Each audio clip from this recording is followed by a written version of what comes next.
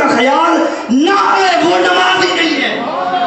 نماز ہے وہی جس میں مصطفیٰ کا خیال آئے، نماز ہے وہی جس میں مصطفیٰ کی محبت ہو، نماز ہے وہی جس نماز کے اندر مصطفیٰ کا تعظیم ہو، ادب ہو۔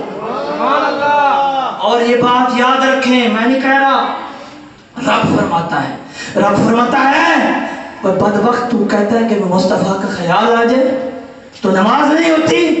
فرمایا نہیں مانتا نہ مان، لیکن میں بھی رب مصطفیٰ ہوں، یاد رکھ میں بھی کہتا ہوں ایسے نہیں مانے گا تو میں گھٹنے ٹکوا کے منواؤں گا اور تشہد میں بٹھا کے منواؤں گا، اشہد ان محمدن عبدہ ورسولہ جب تک نہیں کہے گا تو نماز بھی قبول نہیں کروں گا۔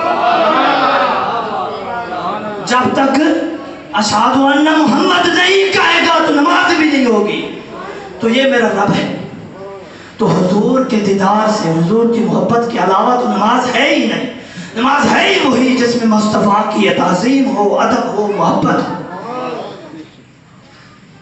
سبحان اللہ بھی کہتے ہیں۔ نعرہ تکبیر، اللہ اکبر، نعرہ رسالہ، نعرہ خلافت، نعرہ حیدری، اور ایک بات، اور بات یاد رکھیں، جتنا میں محبت میں آ کے بیان کر رہا ہوں نا اتنا آپ سبحان اللہ ہی نہیں کہہ رہے۔ سبحان بات سنیے اللہ، سب، یہ انصاف نہیں ہے۔ تھوڑا سا اونچی آواز میں سبحان اللہ کہتا کہ ہمیں بھی پتہ چلے کہ آپ جذبے میں بیٹھے ہیں سن رہے ہیں۔ تو میں اپنی بات کر رہا تھا بخاری شریف کے حدیث، چلتے ہیں اس طرف۔ تو حضور نے فرمایا صحابہ نماز کو مکمل کرو۔ اب ایک مسئلہ، پھر وہی مسئلے سے آپ کو علم بھی آئے گا، علم فقہ بھی ہوگا، علم محبت بھی ملے گی، علم حدیث بھی ملے گا اور علم تعظیم بھی ملے گی اس میں۔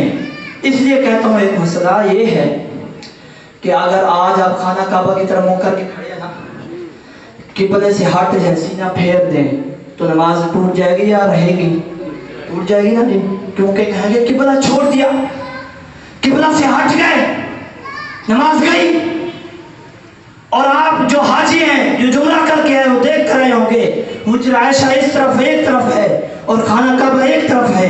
صحابہ نے منہ پھیر دیا، سینہ پھیر دیا، خانہ کعبہ کو چھوڑ دیا، لیکن حضور نے نہیں فرمایا